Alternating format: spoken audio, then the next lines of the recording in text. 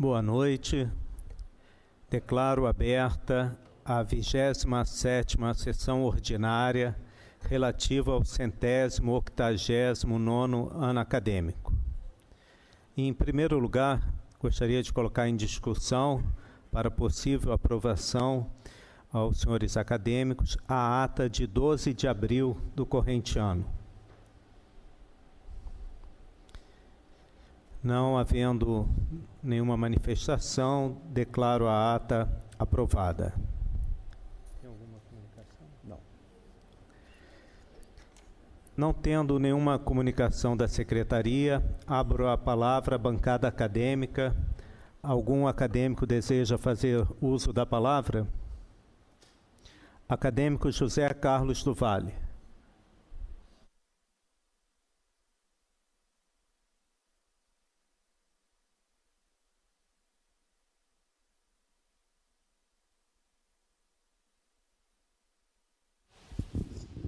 Senhor presidente, digníssimos colegas que compõem a mesa, meus estimados confrades, convidados, a todos o nosso boa noite.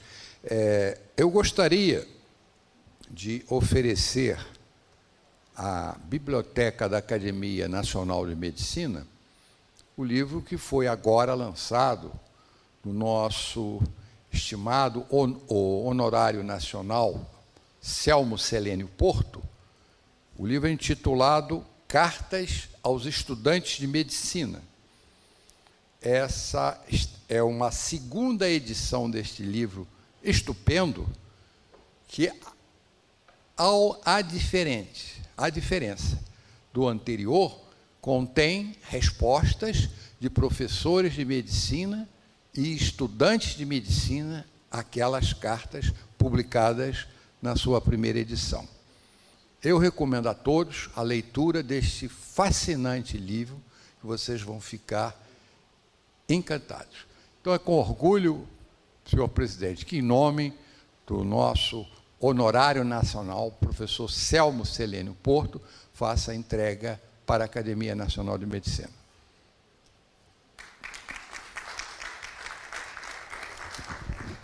Agradeço em nome da academia e cumprimento o acadêmico Celso Celênio Porto e passo a palavra a ele.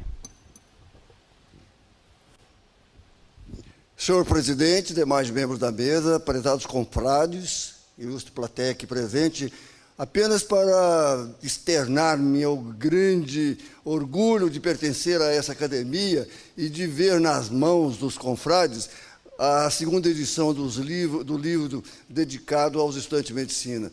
Muito obrigado, Zé Carlos, pela sua resposta que você deu, que é o primeiro dos comentários que eu inseri no livro, onde eu me senti extremamente gratificado de ter você dito que era o meu aluno mais velho. Muito obrigado por essa oportunidade de estar aqui com vocês e por estar oferecendo esse livro à academia. Muito obrigado. A palavra continua aberta aos acadêmicos. Mais algum acadêmico? Acadêmico Ricardo Cruz. Excelentíssimo presidente em exercício, Antônio Egídio Nardi, acadêmico Cláudio Tadeu, ilustres confrades e ilustres convidados, eu gostaria de lembrar a todos, a exemplo da tarde de hoje, da tarde e noite de hoje, da magnífica tarde e noite de hoje, do programa da Academia Nacional de Medicina na próxima quinta-feira. Maiana Zatz é professora titular de genética da Universidade de São Paulo e ela estará aqui para falar a respeito dos desafios da bioética na genética. Ela que tem uma experiência extraordinária no assunto, terá como comentadores os acadêmicos Marcelo Barcinski e Silvano Raia. É absolutamente imperdível. Ela escreveu um livro que tem exatamente o título da conferência, Um olhar para a genética, as escolhas que os nossos avós não faziam. É na próxima quinta-feira, dia 3 de maio, a partir das 18 horas, na sessão ordinária Maiana Zatz, na Academia Nacional de Medicina.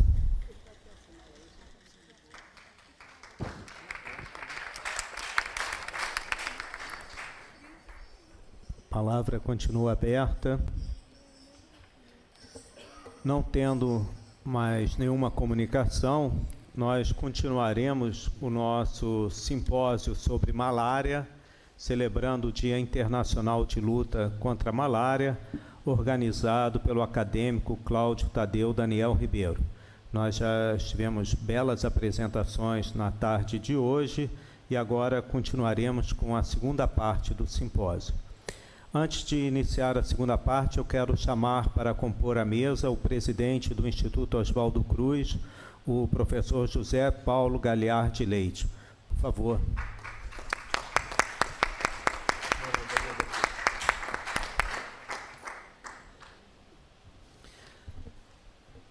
Nós teremos duas apresentações agora na parte da noite.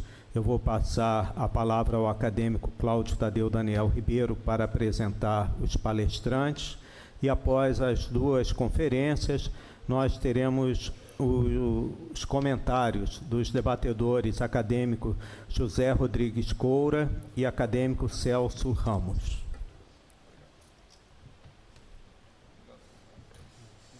Prazer, Ricardo, sente aí.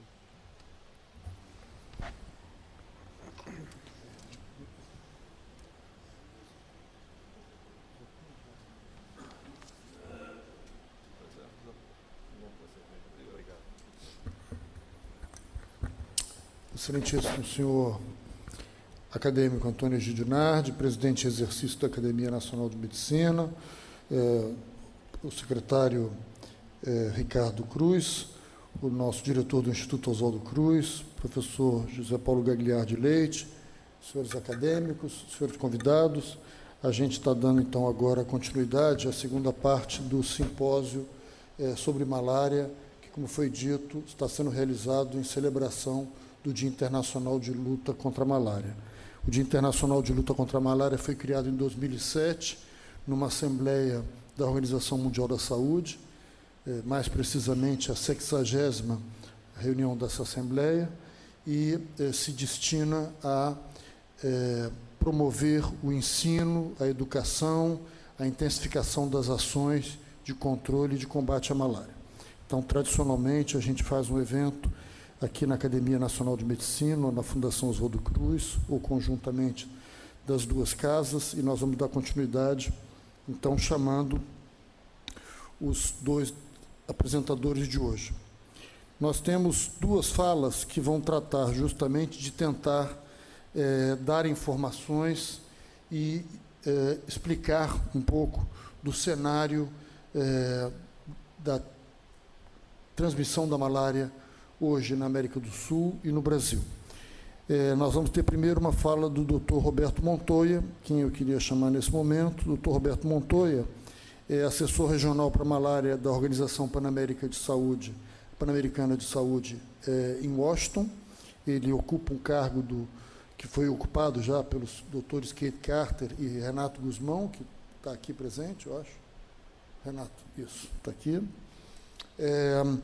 O Dr. Roberto Montoya é médico colombiano, irmão, portanto. Ele nos deu o prazer e a honra de escolher como centro para a realização do seu doutorado o Instituto Oswaldo Cruz, que ele concluiu em 1998, em Medicina Tropical, orientado pelo nosso querido acadêmico José Rodrigues Coura.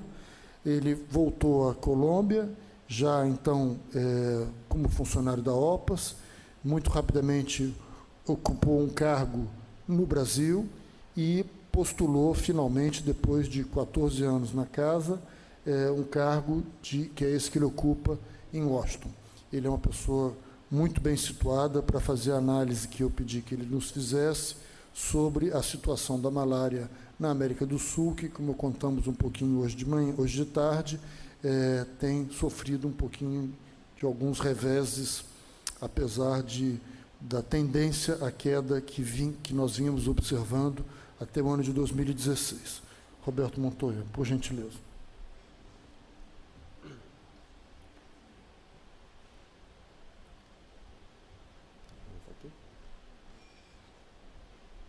Uma grande honra para mim estar hoje aqui na Academia Nacional de Medicina, em nome da OPAS. Realmente eu quero expressar o grande prazer e a honra de estar nesta casa e justamente ter a oportunidade de celebrar o Dia Mundial da Malária. Excelentíssimo presidente, Jorge Alberto Costa e Silva, integrante da mesa, o Dr. Cláudio Ribeiro, acadêmico, organizador desse simpósio, senhores acadêmicos e senhoras acadêmicas, senhores convidados, senhoras e senhores, eu vou colocar alguns elementos importantes para entender a situação da malária hoje nas Américas, fazendo especial ênfase na situação da malária na América do Sul. E acho que, posteriormente, com a fala do Dr. Lacerda, a gente vai se complementar para uma análise mais integral da situação também no Brasil. E este é aqui a mensagem que a Organização Mundial de Saúde tenta enviar ontem, acho que ainda hoje, esta semana, durante todo o resto do ano, ao mundo, aos países, aos atores envolvidos na luta contra a malária. E isso seria aqui em português: estamos prontos para abater a malária, né? E é uma mensagem justamente de reativar e fazer advocacia em torno a essa luta contra a malária. A gente discutiu com o acadêmico, o Dr. Cláudio Tadeu, o nome desta apresentação. A gente concordou em fazer uma palestra sobre o aumento da malária e os desafios.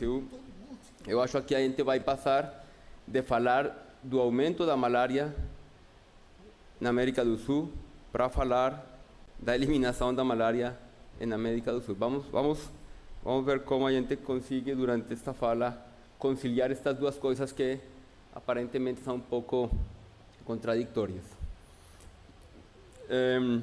Este mapa é um resumo da situação atual do continente. E é importante, especialmente para chamar a atenção, que nós temos duas situações. Temos a situação da América Central, com países que estão realmente muito perto de eliminar a malária. Tem 3 países na América Central, Costa Rica, El Salvador, Belize, que estão praticamente sem casos autóctonos este ano, e com muitos casos autóctonos no ano 2018. Tem outros países, o México, que está com uma tendência muito interessante de redução da malária. Panamá está com menos de 400, 500 casos. Então, este cenário da América Central realmente é um cenário muito atrativo, geral, no mundo, para eliminar a malária. A OMS considera que agora existem 21 países que potencialmente poderiam eliminar a malária no ano 2020. Desses 21 países, 7 estão nas Américas. São 4 países de Centro-América, também o Surinam, aqui na América do Sul, e o Equador.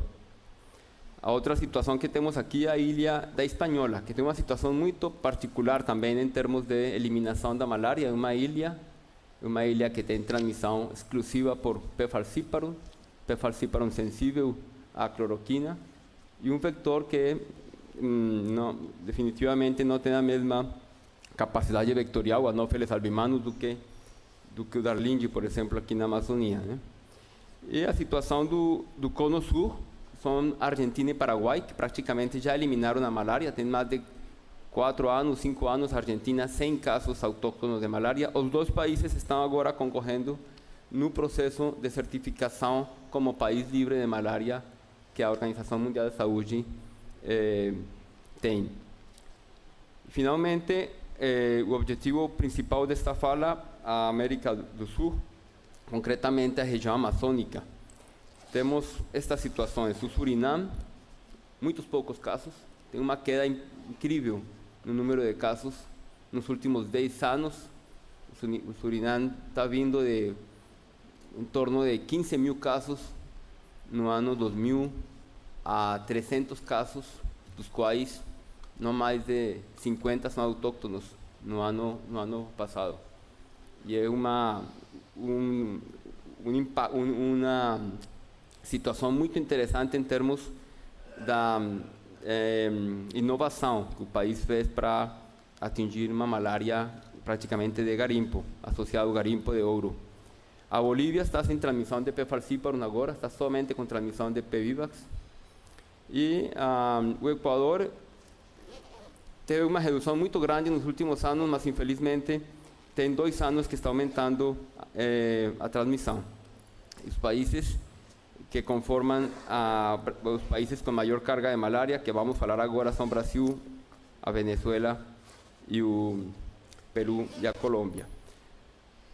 A malária aumentou infelizmente em 2015 no continente e aumentou em 2016 e aumentou em 2017. A gente temos 3 anos consecutivos com um incremento da malária. Esta é a gráfica que mostra a evolução dos casos de malária. Vocês têm aí os casos de malária nas colunas. Esse ano, 2014, foi o ano com menos casos de malária nos últimos 40 anos no continente. Uma grande parte dessa redução, aqui nesta gráfica do ano 2009 até o 2014, em termos de números absolutos, foi justamente por conta do Brasil. Em termos de números absolutos, acho que foi o país, sem dúvida, que mais contribuiu nesses anos para essa queda da malária no continente. Mas a malária aumentou em 2015, aumentou em 2016 e aumentou em 2017 e aparentemente está aumentando ainda em 2018. Então a gente tem um desafio muito grande. Nós estamos com umas metas regionais que os ministros acordaram de reduzir a transmissão de malária e de eliminar a malária em alguns países, e esta situação está um pouco comprometendo a atingir essas metas. Aqui fica claro a concentração, a situação da América do Sul. Este mapa é de incidência, este mapa não é de casos, é um mapa de IPA, de índice parasitário anual. Dá para ver as áreas de risco na Amazônia, no Pacífico, da Colômbia, e essa parte aí da América Central, que é uma região que chama Mosquitia, em Honduras e em Nicarágua. E também alguns municípios, vocês podem ver na gráfica em Haiti. E estas regiões aqui seriam as regiões com maior incremento e com maior problema em termos de aumento de casos, especialmente a região na Venezuela, no município no estado do Bolívar, vários municípios do estado do Bolívar que estão tendo uma situação de garimpo de ouro com um incremento importante na transmissão da malária. Temos a situação aqui do Pacífico na Colômbia, que incrementou a transmissão, na área especificamente de transmissão por P. falciparum, população negra, e principalmente transmissão por P. falciparum, aumentou em 2016. No Peru, a gente tem nesse departamento de Loreto, ainda que não teve um incremento no número de casos no 2016, 2017 teve um incremento importante na proporção de P. falciparum numa região que faz limite com o Equador, que é uma região da Amazônia, populações indígenas muito dispersas, com uma importante transmissão de malária falciparum. E aqui estamos colocando também alguns municípios brasileiros na Amazônia que no ano 2016 tinham documentado uma redução muito grande na transmissão de malária e que infelizmente estão tendo incremento na transmissão da malária no 2017, tiveram no 2017 um incremento depois de chegar a números realmente muito baixos, menos de 100 casos de malária, municípios historicamente endêmicos de malária. Então, acho que isso é importante porque isso mostra duas coisas. Mostra que é possível reduzir muito a transmissão de malária em municípios ainda muito receptivos, mas que os municípios e os estados têm que estar em capacidade de manter as capacidades, os processos de diagnóstico e de tratamento para evitar o restabelecimento da transmissão. Aqui dá para ver também um pouco esta evolução da transmissão e do número de casos, essas colunas e essas porcentagens aí, o que mostram é a porcentagem de incremento com relação ao ano imediatamente anterior. Dá para ver, quando a coluna é vermelha, é porque aumentou o número de casos com relação ao número de casos do ano anterior. Então, aqui temos esse incremento também no Brasil. No Equador foi muito importante no ano 2015, depois de uma redução incrível no número de casos. O Equador chegou a ter, no ano 2014, 2013, não mais de 300 casos no país, depois de ter uns números muito altos na década, no ano 2000, 2001, ainda tinha uma transmissão muito importante. Temos esse incremento na Colômbia no ano 2016, incremento definitivamente muito marcado e muito importante em termos de número absoluto de casos na Venezuela. E aqui também é interessante porque a gente pode olhar um pouco essa situação em termos da dispersão dessa malária, quanto essa malária está realmente concentrada em alguns municípios. Estes municípios têm uma grande parte dos casos da malária da América do Sul. São municípios, alguns da Venezuela, municípios da Amazônia brasileira, municípios colombianos nessa região do Pacífico da Colômbia. E realmente a gente tem essa ideia de um trabalho muito mais de perto com essas municipalidades que realmente concentram a maior carga de malária do continente. Eu vou falar um pouco disso mais na frente. Esta é a situação da Venezuela, com esse incremento importante no ano 2015 e ainda muito mais importante em 2016. Aqui não está ainda a coluna que mostra o incremento no número de casos no ano 2017. A situação da Venezuela tem a ver com uma situação que inicialmente foi muito concentrada num município no estado Bolívar, um município que estou colocando aqui no mapa, fica na fronteira com a Guiana. É uma área de mineração, historicamente uma área de mineração, de garimpo de ouro, um garimpo que está trazendo pessoas de todas as partes do país, com dificuldades operacionais para implementar aí a resposta em termos de diagnóstico, tratamento e controle vectorial.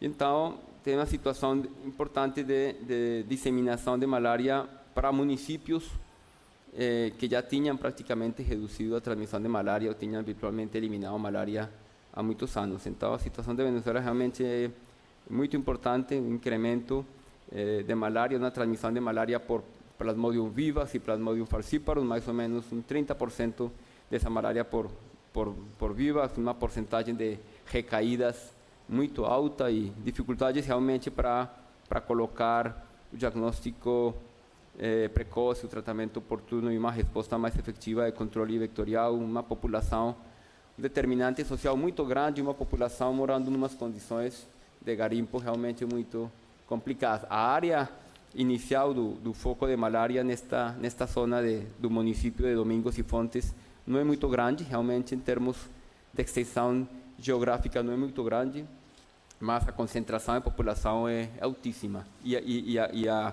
a movimentação dessa população com muitas outras regiões do país. Aumentou a malária também no estado de Amazonas, que faz divisa com a Colômbia e com os municípios do Alto Rio Negro da Amazônia, do estado de Amazonas, aqui no Brasil. E aumentou também no estado do Sucre, que é um estado que fica no norte do país, que historicamente teve muita malária por Plasmodium vivax, que em alguma época, nos anos 70, foi incluído naquela área que Venezuela conseguiu se certificar como uma área do país que era livre de malária, na época da campanha que era muito exitosa na Venezuela. A situação da Colômbia, com este incremento nos últimos 2 anos, eu já expliquei, está muito ligado a garimpo de ouro também, a uma situação do Pacífico colombiano, onde existem também lacunas na oportunidade do acesso ao diagnóstico, tratamento.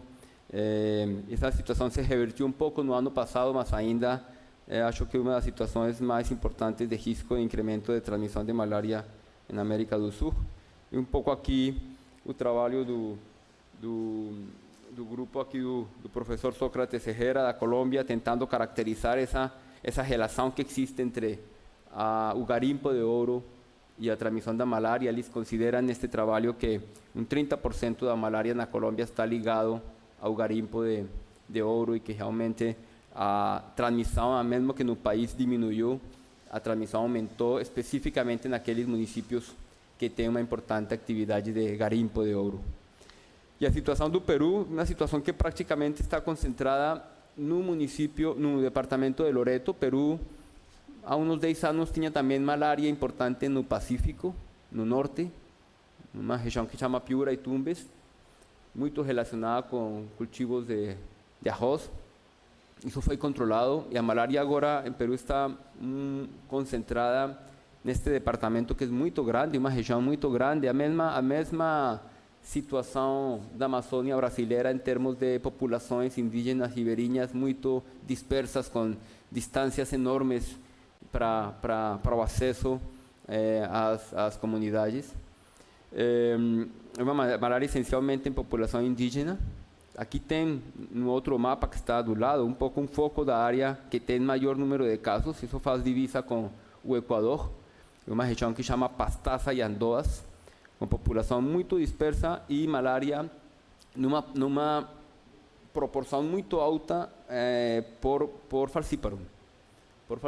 Então aí é um tema especialmente de acesso geográfico a diagnóstico, tratamento e resposta com ações básicas de controle vectorial.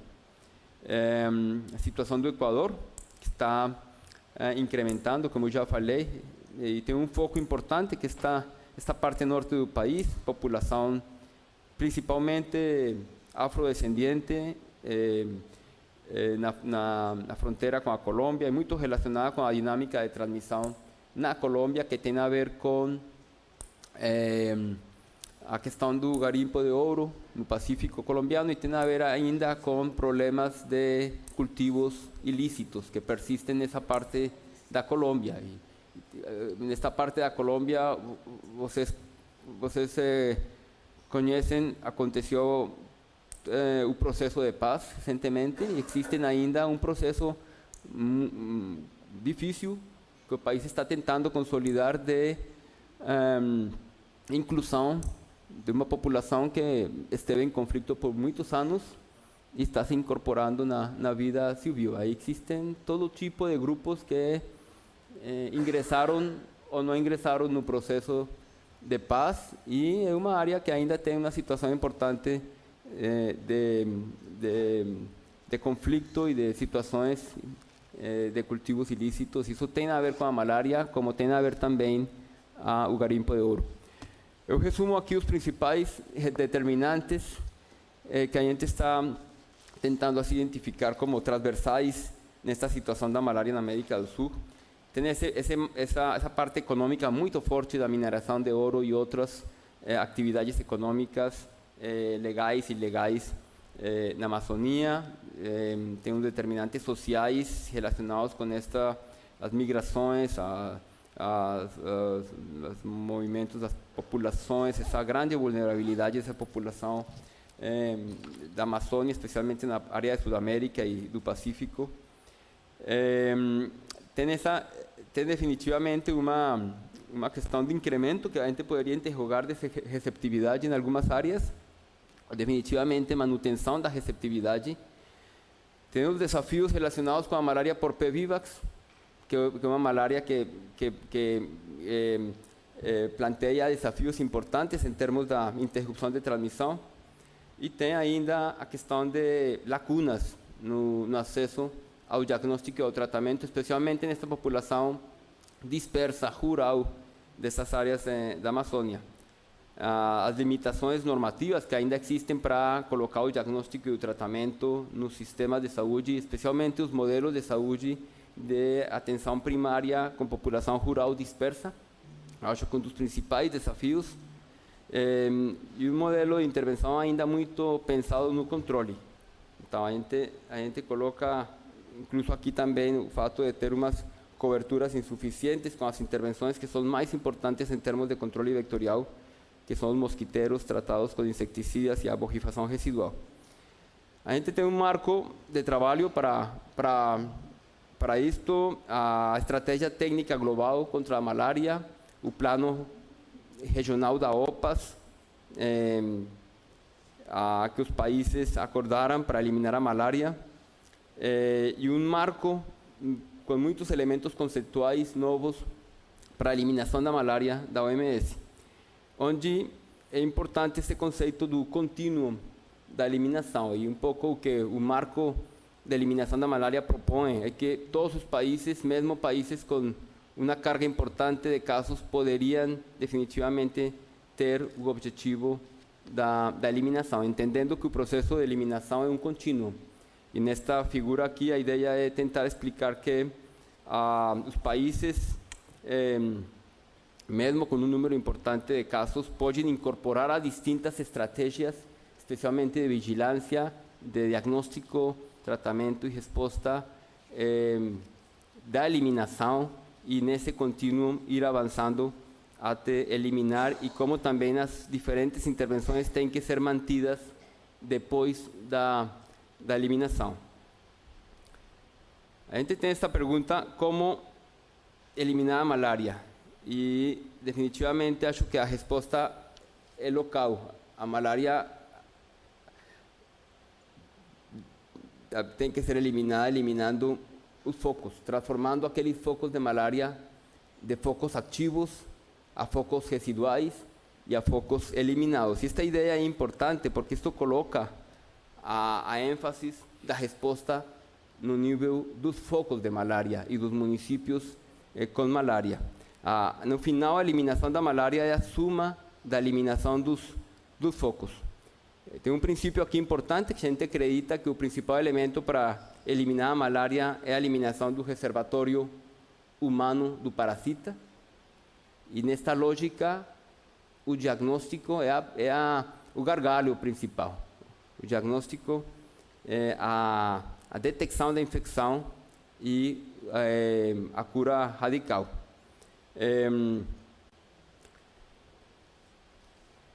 Eu vou colocar aqui duas ideias que a gente considera chaves neste conceito da eliminação. A primeira é concentrar os esforços onde estão os principais gargalos na resposta. Isso tem a ver com as lacunas que existem operacionais para o diagnóstico e o tratamento.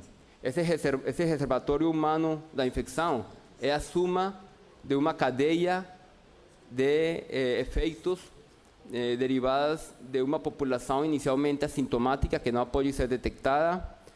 Quando a população é sintomática, ainda tem uma proporção importante da população que não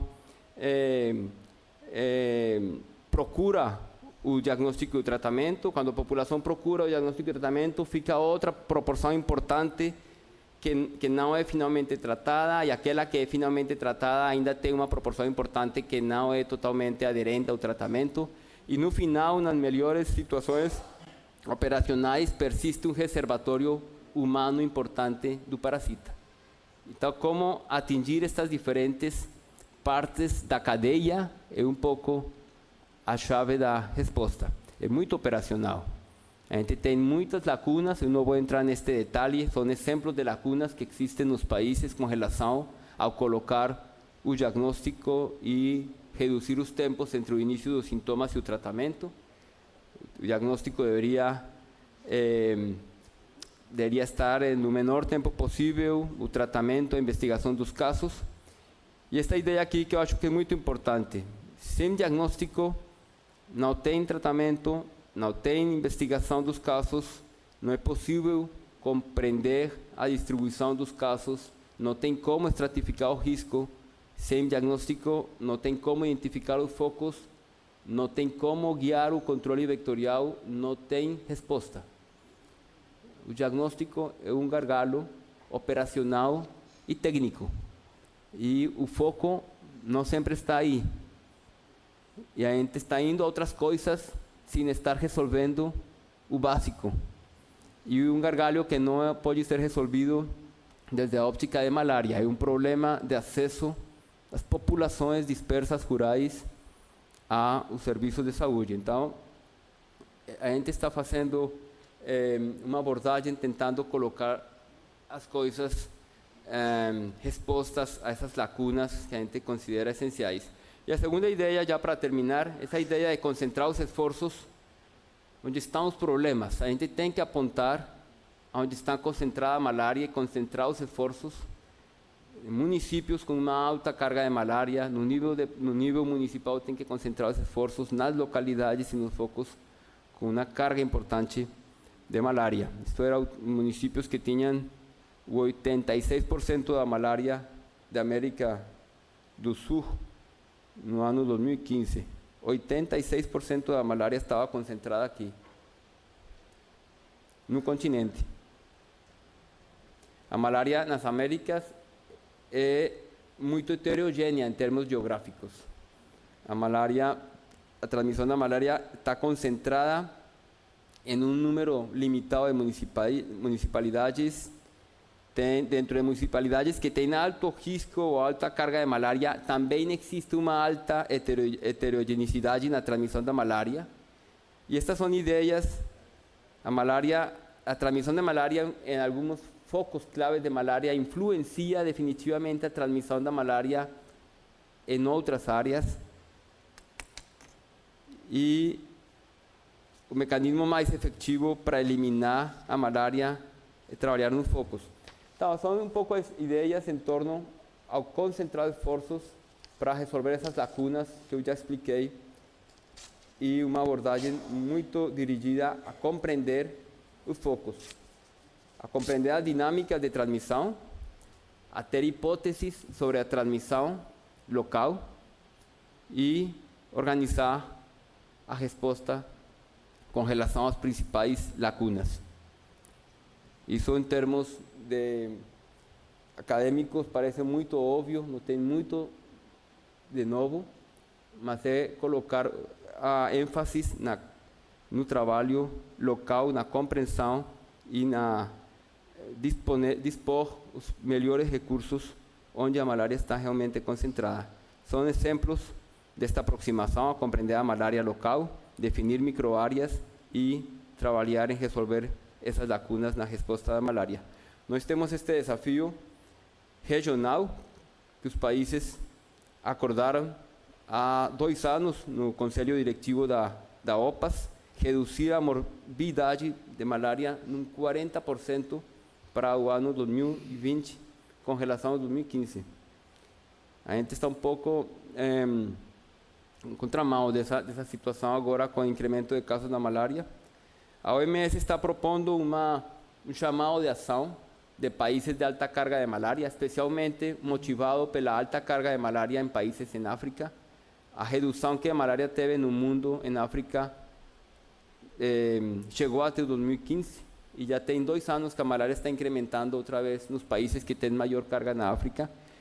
E aqui a gente incluiu nesta iniciativa, neste chamado de ação, aos 4 países da América que também têm alta carga de malária, para impulsar um pouco ações dirigidas a concentrar esforços naqueles focos de alta transmissão. A gente acredita que o trabalho nos focos de malária é uma oportunidade para coordenar ações intersectoriais, ações com diferentes atores no nível local, desenvolver finalmente as intervenções que respondam às principais lacunas e uma advocacia importante nos diferentes níveis para impactar a transmissão de malária na região, né? Então, eu aqui com isso termino colocando esses elementos que eu acho que são básicos na discussão dos aspectos operacionais da malária, e justamente estou trazendo esses elementos porque eu acho que as lacunas e os ênfases, tanto no âmbito político como técnico, têm que estar justamente nas ações principais, básicas, onde existem as principais lacunas na resposta. Eu acho que o Brasil, em particular, e outros países da região, estão mostrando, com experiências em muitos municípios, que quando as intervenções básicas, essencialmente, colocar o diagnóstico e o tratamento com uma redução importante nos tempos entre o início dos sintomas e o tratamento, quando isso é feito com qualidade, a malária tem reduzido de maneira consistente. Tem muitas experiências dos últimos 10 anos em municípios brasileiros que justamente permitiram documentar um impacto importante, que é importante agora, neste momento, ter a capacidade de sostener. Muito obrigado.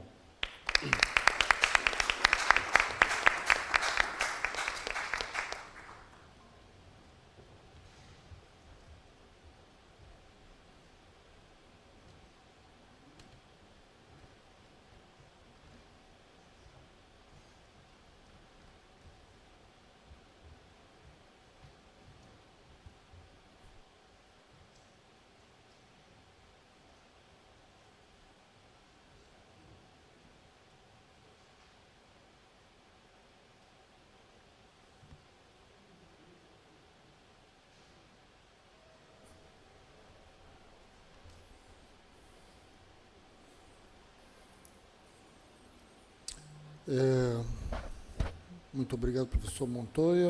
Muito obrigado pela sua fala. É um prazer, então, chamar o segundo conferencista dessa noite.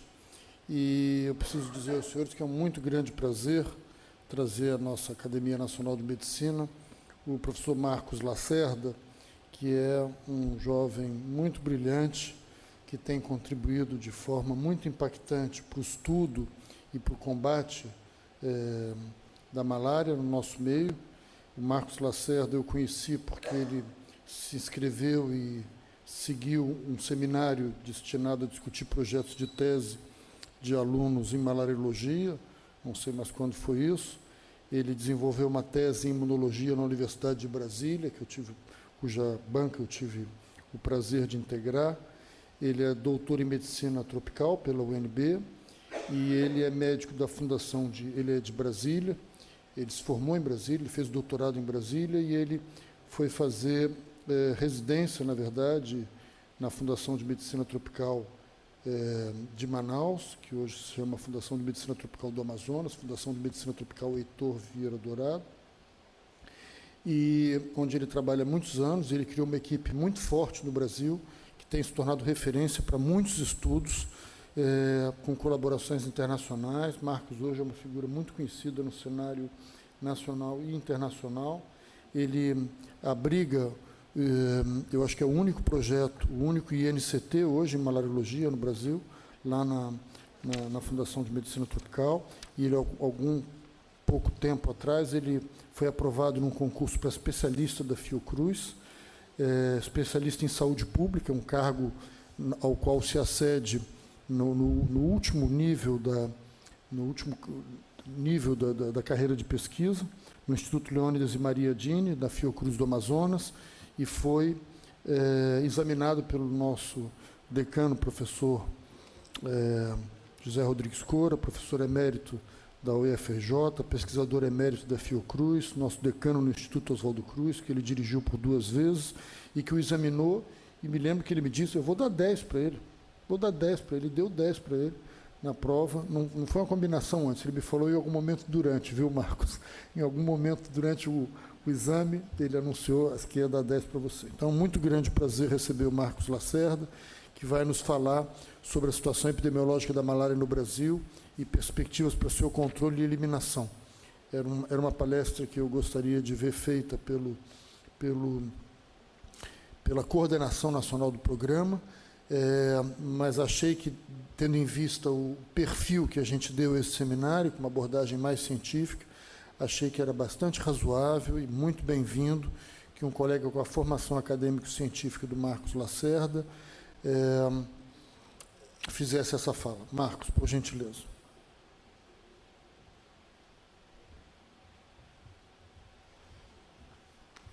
Não erra o nome, pelo amor de Deus.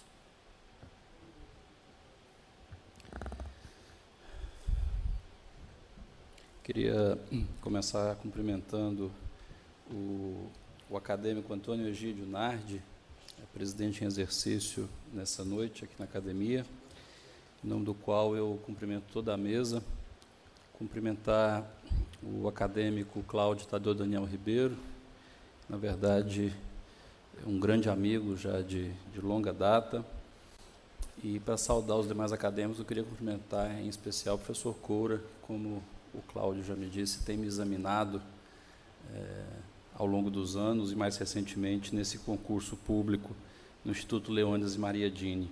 Queria cumprimentar todos os presentes, convidados, agradecer muito à Academia Nacional de Medicina por esse convite. É realmente um prazer estar aqui falando com vocês, especialmente depois do nosso amigo Roberto Montoya. Já havia algum tempo que eu não o encontrava, mas aprendi muita coisa com o Montoya no período que ele estava na OPAS, aqui em Brasília. Acho que o Montoya já deixou bastante claro para todo mundo que a malária é um problema loco-regional. Esses vários mapas que ele mostra para a gente, fica muito claro que a malária não é um problema de pintar um país. E muitas vezes a gente vê, quando lê os artigos, a gente vê um país pintado e não entende que cada localidade tem os seus desafios. Na realidade, se a gente for olhar o problema da malária hoje no Brasil, ela não é um problema em mais do que 20, 25 municípios. Isso é uma coisa muito importante. Apesar de todos os estados da Amazônia brasileira terem registro de casos de malária, são alguns municípios que puxam, na verdade, essa estatística para cima. Então, isso é uma coisa que quem está na Amazônia entende perfeitamente bem. É impossível estar aqui na academia e não falar um pouquinho sobre a história da malária e o quanto que o Brasil já contribuiu para o estudo dessa doença, para o entendimento dessa doença. Eu queria começar com esse acadêmico aqui, que foi aceito nessa academia em 1910. E, curiosamente, o Carlos Chagas ele não ficou famoso exclusivamente por ter descoberto o tripanossoma e a doença que acabou levando o seu nome depois. Mas o Carlos Chagas foi chamado em 1905, pouca gente sabe disso, mas a tese de medicina dele foi sobre hematologia da malária. Ele, na verdade, era um estudioso de malária e foi chamado em 1905, em Santos, porque eles estavam construindo a represa de Itatinga. A Companhia Docas de Santos estava construindo a represa e estava tendo uma epidemia de malária. E o Carlos Chagas foi até lá e ele conseguiu fazer, na verdade, o primeiro controle da doença efetivo que se tem notícia no mundo. Ele fez um excelente controle e foi uma das primeiras experiências de controle da malária no mundo. E ele observou uma coisa que acabou sendo esquecida por todos nós. Ele dizia o seguinte, que raras são as anofelinas que estão no exterior, especialmente as que habitam os bosques distantes e as habitações humanas, as oportunidades delas se contaminarem de exercerem o papel transmissor. Isso porque fora dos domicílios, a regra geral é que as anofelinas fiquem se movimentando. Então, as anofelinas que se contaminam nas poucas oportunidades a elas oferecidas ficam sujeitas a 1000 acidentes de morte e a difusão no espaço, o que faz muito difícil, muito pequena porcentagem das mosquitas infectadas fora das casas. Ele foi a primeira pessoa a compreender que, na realidade, a grande transmissão da malária acontecia dentro das casas. E isso mudou a história da malária porque ele começou a sugerir que a intervenção fosse feita dentro da casa. Ou seja, o uso dos inseticidas, dos mosquiteiros, só foi possível porque ele observou que nenhuma estratégia fora das casas teria algum efeito. Então, essa transmissão intradomiciliar, ela mudou radicalmente a estratégia do controle, e isso aconteceu por causa de Carlos Chagas. O Frederick Soper era um epidemiologista americano, nascido no Kansas, e ele, grande parte da sua vida, se dedicou a trabalhar na Fundação Rockefeller, dirigiu a OPAS por 2 vezes, e ele estava aqui numa ação contra a febre amarela, quando um navio vindo da África introduziu o Anopheles gambier no Nordeste brasileiro. E isso, na realidade, foi assustador, foi pavoroso, porque o Anopheles gambier, se ele entrasse na Amazônia, a gente teria muita dificuldade de fazer o controle dessa doença, porque o Anopheles gambier é um vetor muito difícil de ser controlado. E a Fundação Rockefeller, junto com o governo brasileiro, sob a liderança do Frederick Soper, conseguiram erradicar o Anopheles gambier da região do Nordeste. Então, aquelas epidemias que vocês estão vendo ali no início da década de 30, elas foram paulatinamente sendo controladas, e ele conseguiu eliminar esse vetor da região nordestina. Então, isso é uma coisa de muito orgulho que a gente tem no Brasil, de ter eliminado o Anopheles gambier, que muitas vezes é esquecido ao longo do tempo. Hoje cheguei mais cedo ali, fiquei ali naquele sofá na antessala de vocês, e o primeiro busto que tem assim um pouco negligenciado ali na coluna da antessala é o desse confrade de vocês, o Mário Pinotti. O Mário Pinotti teve uma ideia que foi uma ideia absolutamente genial e também muito pouco lembrada no controle da malária, que foi numa época em que os cardiologistas não enchiam tanto o saco com sal na comida, né? O pessoal comia muito sal. E o Mário Pinotti, então, achou que seria interessante a ideia de colocar a cloroquina no sal e distribuir, então, em toda a Amazônia. Vocês estão vendo aqui um guarda distribuindo pacotes de sal cloroquinado. Então, as pessoas na Amazônia faziam uma profilaxia com cloroquina e, na realidade, isso diminuiu muito a quantidade de malária que se observava no Brasil. Isso teve um efeito imediato e isso foi sustentável por pelo menos 3 ou 4 anos, até que, então, o Plasmodium falciparum, que é a forma que desenvolve mais resistência, esse protozoário começou a desenvolver resistência à cloroquina. Então, na verdade, esse uso abusivo da cloroquina fez com que o parasito se tornasse resistente à cloroquina, e o método do sal cloroquinado foi abandonado, mas na verdade, uma ideia excepcional também desse brasileiro. Bom, o Programa Nacional de Controle da Malária hoje, se nós enxergarmos hoje o programa como tal, o Cláudio falou aqui que gostaria que o programa tivesse falado um pouco, e talvez eu não me sinta muita vontade para falar em nome do programa, mas tenho acompanhado, até junto com o Cláudio, as discussões que acontecem nesse programa. Eu acho que o programa somos nós, e nós participamos dessas várias discussões e temos um entendimento de quais são os principais desafios desse programa hoje no Brasil. Bom, essa é uma série histórica que não é muito diferente das outras séries históricas de países que tinham as 2 espécies.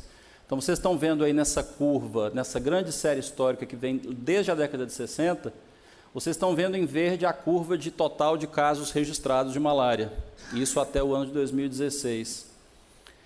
Vocês estão vendo em azul a quantidade de Plasmodium vivax, que é aquela espécie, como já foi comentado aqui na parte da tarde, uma espécie menos letal, também chamada de benigna. Na verdade, nem é tão benigna assim, mas é uma espécie menos letal do que o falciparum, que está ali naquela curva em vermelho.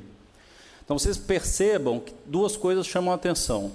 Foi acontecendo paulatinamente no Brasil uma queda de casos de Plasmodium falciparum, então, a curva vermelha ali diminuindo bastante. Hoje a gente tem não mais do que entre 10% e 15% de Plasmodium falciparum no Brasil, e a grande maioria dos casos hoje se deve ao Plasmodium vivax. Então, essa é a primeira coisa que chama a atenção, essa série histórica. Mas tem uma outra coisa que chama a atenção nesse gráfico, e isso tem a ver um pouco com o tema da minha conferência, que é explorar não só os dados epidemiológicos, como o Dr. Montoya colocou aqui, mas entender um pouco das relações humanas e sociais que estão por trás dos programas de controle da malária, especificamente o brasileiro. Vocês percebem ali que quando o número de casos fica muito alto, há alguma intervenção de forma que o número de casos abaixa. Ele fica baixo por um tempo, volta a subir, volta a ser controlado, volta a subir novamente. Então, essa característica serrilhada da curva mostra que não há uma persistência nessas ações. Há, obviamente, uma tendência de queda, como vocês podem observar, e eu acho que isso é um dos pontos positivos do programa, mas há momentos em que o número de casos volta a aumentar. Então, a sustentabilidade do programa ela é sempre colocada em xeque. Bom, se a gente colocasse duas pessoas para avaliarem o programa, uma otimista e uma pessimista, o otimista diria o seguinte, que o programa vai bem, temos uma tendência de queda de falcíparo, em função disso, poucas pessoas estão morrendo de malária no Brasil. Esse número de mortes inexpressivo, não mais do que 20 ou 30 casos por ano no Brasil inteiro, é uma coisa espetacular. Não são todos os países que têm tantos casos que conseguem ter tão pouca gente morrendo por malária. Existe uma tendência de queda do número de casos, isso é um ponto muito positivo. Existe uma ampla rede de diagnóstico e tratamento no Brasil. Só na cidade de Manaus, onde eu moro, a gente tem 90 postos de diagnóstico espalhados por todo o município. Isso, de fato, é algo impressionante. Esses postos têm microscopista, têm acesso à medicação, e isso acontece em todo o interior da Amazônia. Existe uma descentralização das ações que começou lá no início da década passada, quando os municípios começaram a se sentir responsáveis pelo controle da doença, o que já é verdade hoje em praticamente todos os municípios. E um sistema de informação muito robusto, que é o CIVEP Malária. A gente tem hoje, em tempo real, o número de casos diagnosticados de malária, e isso é uma das ferramentas mais espetaculares que existe de vigilância no mundo inteiro. Mas se eu desse esse mesmo programa, se vocês olharem aqui, o Brasil, na verdade, já diminuiu muito seu mapa, isso aqui é em 1950, vocês vejam que praticamente todo o Brasil tinha malária, e no ano de 2016, a doença fica restrita, então, à região amazônica. Obviamente que por questões climáticas, e esses avanços na redução da mortalidade é uma coisa importante. Hoje, no mundo, uma criança morre a cada 2 minutos por malária. No Brasil, uma pessoa morre a cada 10 dias. A gente está falando de uma mortalidade muito menor. O que determinou isso? Por que o Brasil tem essa mortalidade tão baixa? Primeiro, porque tem usado primaquina para falcíparo, para matar gametócito de falcíparo há muitas décadas. Coisas que alguns países começaram a fazer há pouco tempo, ou seja, interromper a transmissão de falcíparo. Isso o Brasil já fazia há muito tempo. Os derivados de artemisinina, esse que há 2 anos a chinesa ganhou um prêmio Nobel porque descobriu os derivados de artemisinina e o seu uso sobre a malária.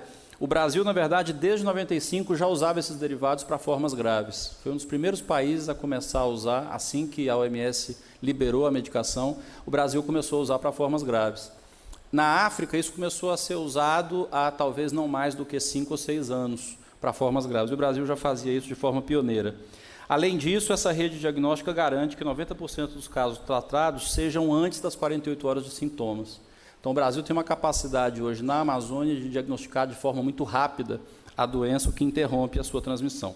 Mas se eu desse para um pessimista avaliar esse programa, ele teria também suas críticas, né? Alguém diria que esse copo está meio vazio e diria, por exemplo, que o programa não está preparado para os desafios da malária vivax. Ou seja, a gente aprendeu a lidar com Plasmodium falciparum, que é a forma mais grave, aprendemos a controlar a morte, mas o que sobrou para a gente, que foi malária vivax, nós não sabemos exatamente o que fazer. Essas poucas mortes, por outro lado, não estão garantindo interesse político. Ou seja, o gestor, o tomador de decisão, ele obviamente vai priorizar aquilo que é mais grave para a população. E como a malária hoje não é uma doença muito letal, isso tira a malária, então, da pauta e da agenda nacional. A queda dos casos não garante sustentabilidade das ações, então, cada vez que eu diminuo casos, as ações são descontinuadas, porque, obviamente, eu não tenho uma carga de doença muito grande. A falta da inserção no SUS é algo que tem preocupado a gente, ou seja, o programa de malária, ele acontecia de uma forma única e individualizada no interior da Amazônia, e há um esforço muito grande hoje para fazer com que a malária seja tratada no mesmo ambiente do SUS, ou seja, que o agente de saúde que está na comunidade possa também trabalhar com malária. Essa descentralização das ações, que por um lado foi muito boa, ela impede um plano nacional de eliminação. É muito difícil que a gente consiga convencer cada município onde a malária é endêmica a partilhar da energia de fazer um plano de eliminação. E esse é um grande desafio, uma vez que a gente não tem um sistema mais centralizado. E esse sistema de informação, que por um lado é muito bom, ele não é oportuno para reconhecer o aumento de casos. Então eu tenho a informação muito bem coletada, mas essa informação ela não chega a tempo do gestor para que ele possa tomar alguma medida para evitar o aumento de casos. Então, quais seriam os principais desafios hoje? Essa é uma foto que alguém comentou hoje no simpósio da tarde, sobre um trabalho que nós publicamos alguns anos atrás. Essa foi a minha primeira aluna de mestrado, e chamou a atenção dela, então, numa comunidade a 100 quilômetros de Manaus. Essa foto foi tirada numa escola e foram seguidas em torno de 300 crianças ao longo do ano. E a minha aluna, que morava na área, registrava, então, quantas vezes as crianças tinham tido malária diagnosticada pelo exame da gota espessa. Então, ao final do ano, um grupo de crianças tinha tido malária e um outro grupo de crianças não tinha tido malária. E o que ela detectou é que as notas de português ou de matemática das crianças que tinham tido malária eram notas diferentes, eram notas inferiores. E a gente publicou isso chamando a atenção para o fato de que, se essa malária não mata, ela, na verdade, compromete a cognição das pessoas que estão na Amazônia. Quer dizer, essas crianças é que são o futuro da Amazônia. E a gente não está permitindo com que essas crianças aprendam iguais às crianças que não tiveram malária. Então, a gente tem uma linha hoje de pesquisa entendendo um pouquinho mais de cognição, a perda da cognição pela malária, não só em crianças, mas também em idosos, que são uma outra faixa etária que nos preocupa muito, que ainda tem malária. E a gente tem tentado identificar que tipo de impacto essa doença tem causado na população. Eu queria chamar a atenção para um grande desafio que a gente tem, e eu tenho certeza, outro dia eu perguntei para o meu filho de 10 anos se ele sabia o que era o Tratado de Tordesilhas, e ele continua sabendo, ou seja, a escola continua ensinando para a gente o que é o Tratado de Tordesilhas, né? O Tratado de Tordesilhas foi um acordo feito, mediado pelo próprio Papa, em que se dizia que essa parte à direita do mapa pertenceria a Portugal e o lado esquerdo pertenceria à Espanha. Na verdade, se vocês olharem aqui, o Tratado de Tordesilhas original, que é essa linha vermelha, ele foi sendo atualizado com o tempo. Vocês estão vendo ali em 1530 alguma coisa, eles já pegaram um pouquinho da região sul, porque os portugueses descobriram que tinha mais coisa interessante ali no sul. Então, o Brasil ele foi, até antes de ser descoberto, porque o Tratado de Tordesilhas antecede aquilo que os portugueses dizem que foi o achamento do Brasil, em dois grandes territórios. Não é? A gente admite que, com a vinda de Dom João VI para cá, esse país continuou grande desse jeito, mas certamente, se a corte portuguesa não tivesse vindo para cá, a gente teria dois países muito diferentes, mas que hoje são apenas um. Mas, se nós olharmos algumas coisas que vêm acontecendo nos últimos séculos, a gente consegue ver um pouquinho do Tratado de Tordesilhas ainda aí. Esse mapa aqui, cada círculo desse representa número de alunos de mestrado e de doutorado. Ou seja, se vocês olharem ali no Tratado de Tordesilhas, naquela linha, eu tenho a maior parte do conhecimento da educação sendo do lado de cá, do lado da costa do país. E ali na região amazônica, eu tenho muito pouca gente sendo formada para entender os seus próprios problemas. Se vocês olharem o mapa da malária, vocês vão ver que claramente eu tenho malária à esquerda do Tratado de Tordesilhas. A questão climática é muito importante, mas é preciso entender que a malária é uma doença social. Ela acompanha locais, bolsões, onde o desenvolvimento socioeconômico ainda não teve o progresso que teve em outras regiões. Uma outra coisa importante é o seguinte: a gente precisa entender quem é que trabalha com malária, quem é que entende de fato de malária. Uma amiga me mandou esse mapa aqui de um artigo recentemente publicado, onde estavam aí pintados os casos de malária no Brasil. E essa amiga achou estranho, mandou para mim a foto do artigo, falando assim: Marcos, você que trabalha com malária há mais tempo, tem alguma coisa estranha nesse mapa. E aí a gente foi ler o artigo. Uma pessoa que não é da região resolveu pegar os dados do Sinan e colocou aí número de casos de malária por estado de 0 a 19 anos de idade. O problema é que a malária não é notificada no SINAM, ela é notificada no CIVEP Malária, que é um outro sistema de notificação. Então, obviamente, quem não entende do problema vai olhar para esse mapa e vai ver que não tem malária na região amazônica, né? Isso foi publicado num periódico com revisão por pares, e a gente está vendo fake news agora até nas revistas, né? Saiu do Facebook as fake news e estão indo agora também para os artigos. Então, há que se tomar muito cuidado, porque quem não está vivendo a realidade, eventualmente, pode pegar dados falsos como esse e tomar algumas decisões. Isso aqui, Montoya, é uma coisa que me chama a atenção, tem me chamado muito a atenção, desde que eu vi esse gráfico. Vocês estão vendo aí o impacto de cada ação, o quanto que ela evita de malária. Essa barra mais clara, cinza, que vocês estão vendo, essa primeira barra de baixo, é o uso de mosquiteiro impregnado. Na verdade, a maior parte de casos evitados de malária, nesses anos todos que vocês estão vendo aí, que vai até 2015, foi por causa de mosquiteiro impregnado. Depois eu tenho um pouquinho pelo uso de ACTs, que são drogas potentes para malária, que é esse azul mais claro. O azul mais escuro é a borrifação intradomiciliar. E eu tenho ali em vermelho outras razões para se evitar casos de malária. Então, a gente, na verdade, há muito tempo sabe que são as medidas vetoriais que evitam casos de malária. Só que os programas de controle da malária, eles não têm ainda esse entendimento. O controle vetorial, ele deixou de ser a prioridade desde que a campanha de erradicação da malária, que começou na década de 50, não conseguiu erradicar a doença com o uso do DDT. Então, é como se a gente estivesse de uma forma dicotômica dizendo, nós tentamos erradicar a malária no passado com inseticida e não conseguimos erradicar. Então, agora nós vamos erradicar a malária com drogas e a gente abandona, se esquece do impacto que tem o controle vetorial. A gente não pode fugir a essa realidade. O maior número de casos de malária, ele é evitado com medidas vetoriais. Isso precisa ainda ser forte em todos os grandes programas de controle da malária da América Latina. Tem uma outra coisa que quem não trabalha com malária não consegue entender muito bem, que é o dia a dia de quem trabalha com malária. Fazer controle de malária é uma coisa altamente chata, é uma coisa que nos leva à fadiga, e o serviço está fadigado. Existe uma fadiga natural do programa de controle da malária. O homem que trabalha no programa de malária, uma hora ele não aguenta, ele vai diminuindo o caso, ele diagnostica caso, ele trata caso, mas as pessoas se cansam. Elas precisam de alguma novidade, elas precisam de uma nova estratégia.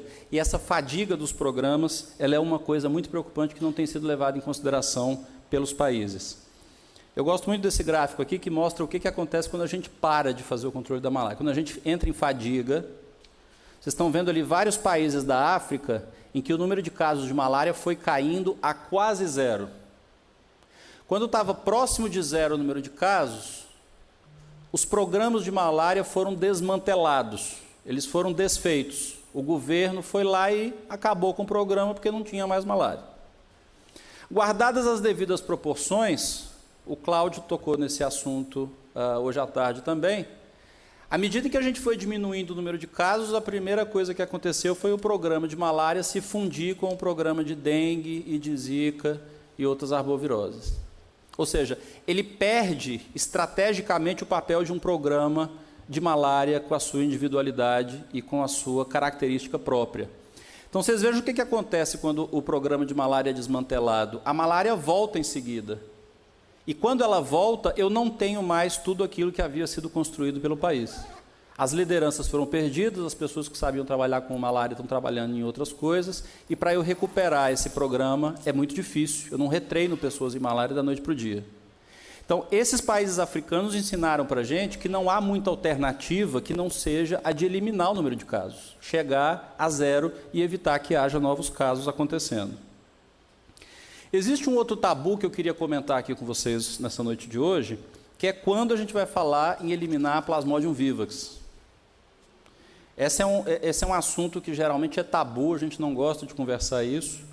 Tanto é que o Programa Nacional de Controle da Malária decidiu que ia eliminar o falcíparo, que era a forma mais grave, que é uma forma, na verdade, mais fácil de ser eliminada. Então, a gente vai erradicar a malária como um todo, a gente vai erradicar todos os tipos de malária, e a gente vai erradicar todos os tipos de malária humana. É preciso tomar um pouco de cuidado quando a gente fala de malária da Mata Atlântica e Plasmodium simium. A gente está falando de uma zoonose que, eventualmente, acidentalmente, causou casos humanos. Mas eu tenho visto algumas pessoas que entendem que o aparecimento de casos de símio em população humana significa a impossibilidade de se erradicar a doença.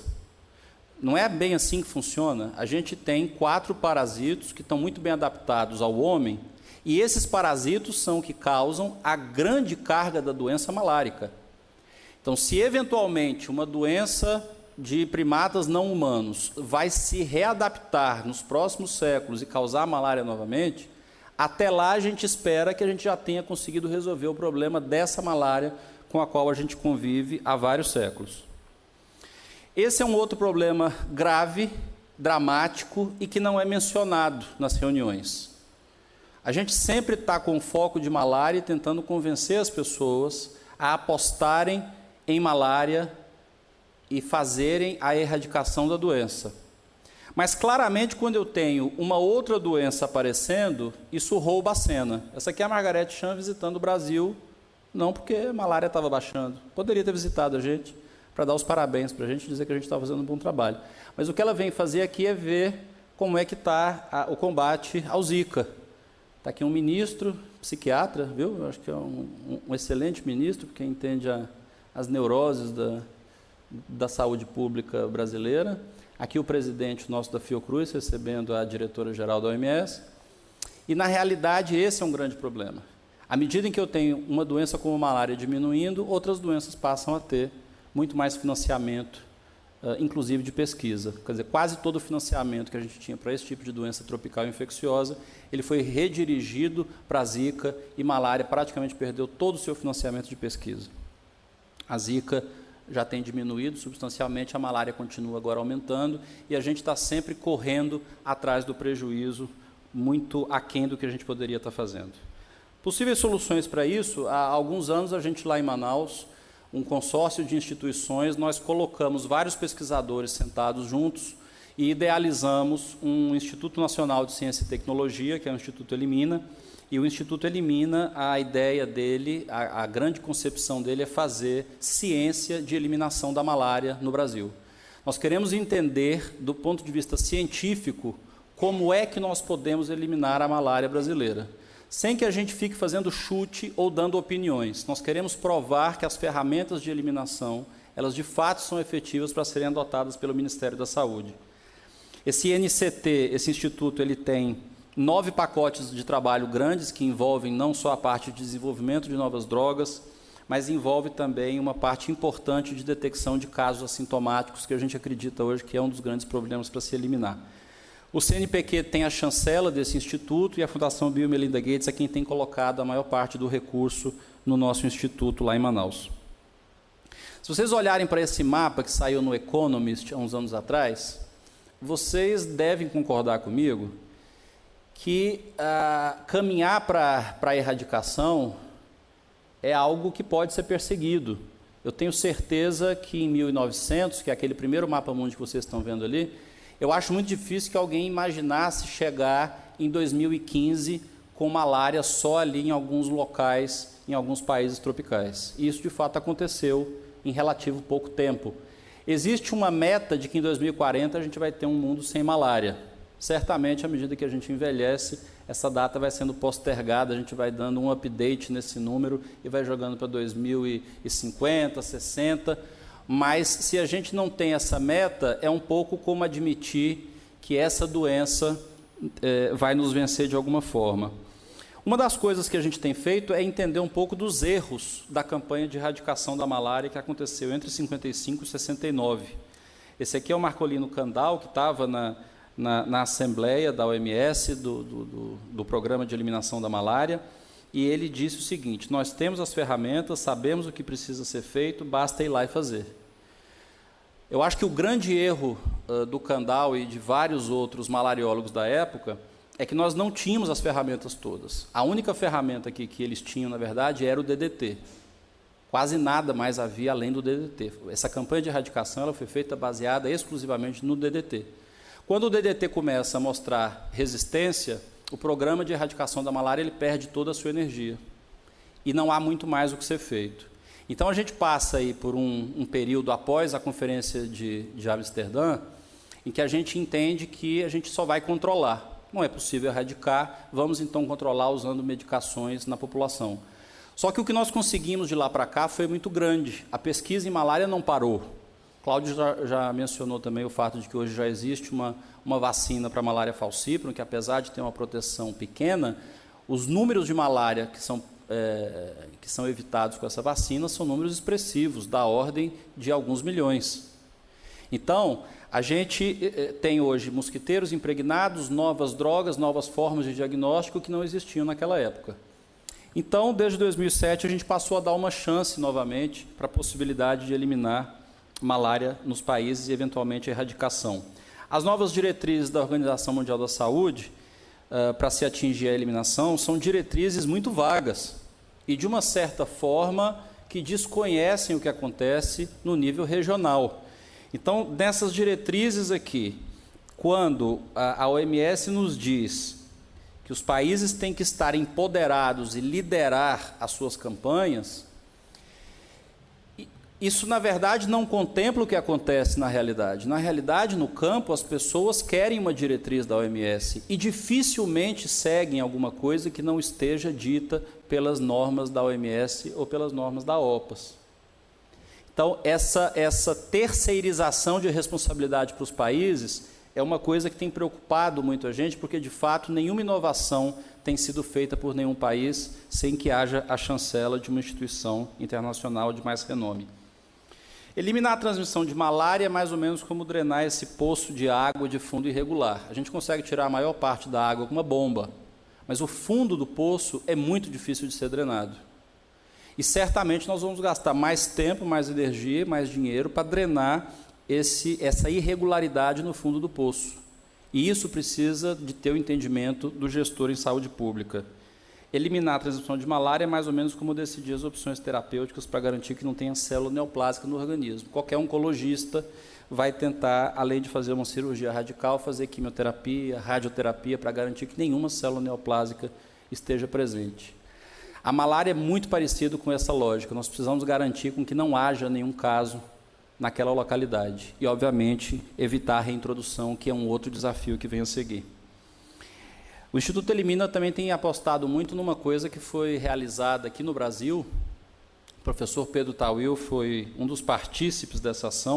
Vocês estão vendo aqui um mapa sobre a situação da malária em Santa Catarina. Obviamente que no período do inverno, a gente tinha muito mais casos de Vivax por causa das recaídas de Vivax que aconteciam. E Santa Catarina foi um dos últimos lugares, então, em que a malária desapareceu fora da Amazônia depois da campanha de erradicação da malária. E o doutor André Siqueira conseguiu resgatar esses documentos e a gente está tentando escrever agora, porque isso não foi publicado efetivamente, a gente está tentando publicar essa que é uma experiência inédita de muito tempo e que nunca foi dado o devido crédito. Em Santa Catarina, essas localidades faziam-se inquéritos, em torno de 5 dias essas amostras chegavam na capital Florianópolis, 15 dias depois estavam em São Paulo, e 7 dias depois, com o resultado, era feito o tratamento de quem tinha sorologia positiva. Vocês vejam que em 1980 testaram mais de 26 mil pessoas, a imunofluorescência foi positiva em 509 delas, e 500 dessas foram tratadas com cloroquina e primaquina. Então, você fazia um inquérito sorológico de todo mundo e tratava com cloroquina e primaquina as pessoas todas que tinham sorologia positiva. Em 82, foram tratadas ainda 499 pessoas. Depois de 82, nenhum caso mais de malária apareceu em Santa Catarina. Então, essa ferramenta de triagem sorológica para tratamento em massa é uma experiência brasileira que ficou adormecida durante muito tempo e agora ela volta a ganhar interesse com a perspectiva de eliminação. Quando a gente joga pôquer, se a gente não tiver, às vezes, uma carta na manga escondida, a gente dificilmente ganha o jogo. Com a malária é muito difícil ganhar o jogo com as cartas que a gente tem, porque o Plasmodium é um dos parasitos que mais tempo convive com a gente. O Plasmodium desenvolve resistência de forma muito rápida. Ele se espalha de forma muito rápida, usando um mosquito que vive no planeta há muito mais tempo do que nós vivemos. Então, é alguma coisa desigual a nossa luta contra a malária, porque o plasmódio está acostumado com o homem, acostumado com o vetor, há muito mais tempo do que a gente começou a entender sobre malária. Qual seria esse nosso ás na manga? Qual seria a nossa carta escondida? A gente tem achado nos últimos anos que a principal ferramenta para lidar com a malária é o uso de medicações em dose única que tenham uma ação curativa absoluta. Então, essa droga que foi desenvolvida pelo exército americano há aproximadamente 30 anos atrás, chamada tafenoquina, é uma droga que tem uma meia-vida muito longa e ela pode ser usada em uma dose única. Esse foi um trabalho de fase 3 dessa medicação. Esse estudo foi financiado pela instituição suíça Medicines for Malaria Venture, pelo laboratório GlaxoSmithKline. Esse trabalho está sendo publicado esse ano, então, mostrando a superioridade da tafenoquina junto com a cloroquina sobre a cloroquina sozinha, mostrando que é uma droga potencialmente anti-recaída, anti-hipnozoíto. E pela primeira vez em muitas décadas, a gente vai poder sonhar com a possibilidade de chegar nas comunidades e usar a medicação em dose única. Quem trata a malária no dia a dia sabe que o uso de 14 dias de medicação para uma doença que não é letal não garante a adesão terapêutica. Aí tem gente que fala assim, poxa, mas tuberculose a pessoa trata 6 meses sem reclamar. Mentira, ela reclama e para. Isso é um conceito irreal. As pessoas param o tratamento de tuberculose, poucos chegam até o final dos 6 meses.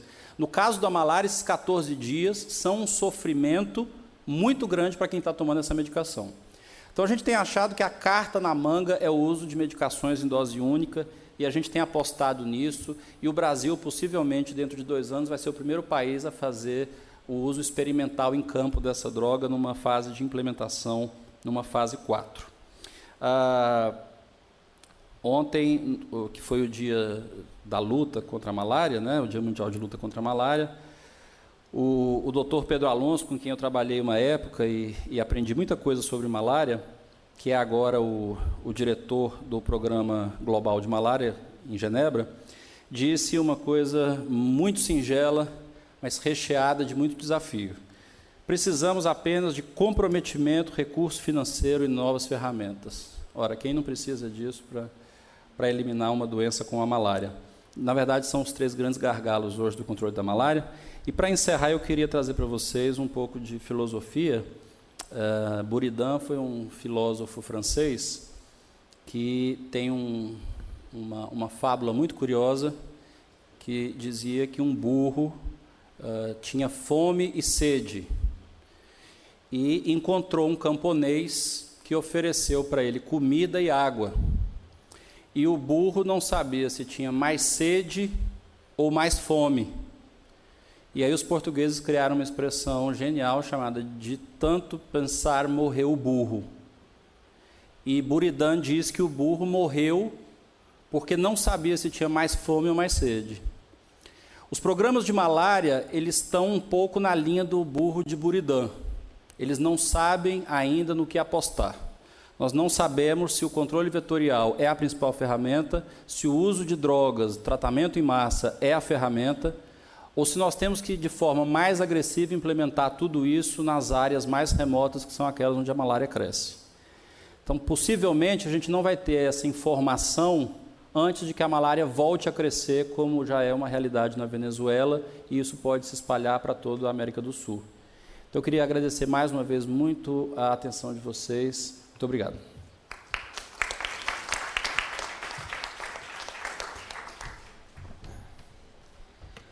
Obrigado. Doutor Marcos Lacerda, por favor, junte-se a nós à mesa e vou passar a palavra aos acadêmicos debatedores. Professor José Rodrigues Cobra.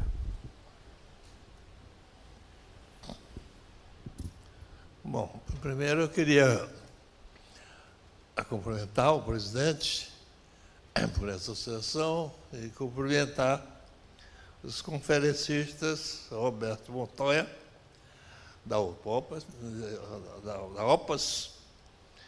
e Marcos Lacerda. Queria dizer, com certo orgulho, né, que o Roberto Montoya foi meu aluno, e há pouco tempo, tem uma carreira brilhante de 10 anos, se eu não me engano, né? Mas foi em 98 que você fez doutorado, e hoje é o chefe da área de malária na OPAS, né? E o Marcos Lacerda, que fez uma excelente apresentação. Eu não tenho muita coisa a discutir nessa curta, né? Tenho que perguntar, na realidade. Perguntando aos dois, o que atribui a redução da malária no Brasil? Não há um programa, de fato. Aí o Lacerda falou alguns aspectos ocasionais, etc. e tal. Mas por que a malária está diminuindo? Não há um programa, que eu saiba, um programa de controle da malária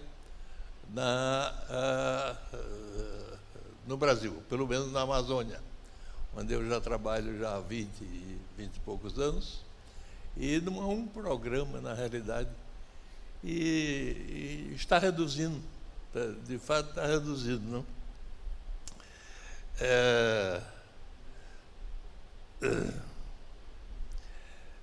E outro aspecto que me preocupa ou me deixa dúvida, a chamada malária assintomática. Tem um número grande de indivíduos que tem plasmódio no sangue circulante, e por que eles não adoecem?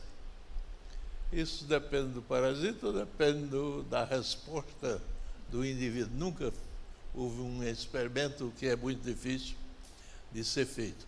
Porque há muito grande. Tem das colegas minhas que trabalha hoje na Amazônia, que faz vê parasitologia de toda a população e encontra lá um número grande de indivíduos com presença de plasmódio e acompanha esses.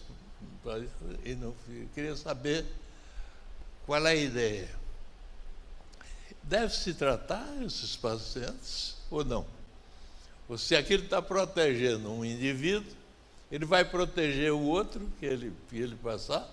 Essa é uma pergunta, é uma dúvida que eu tenho.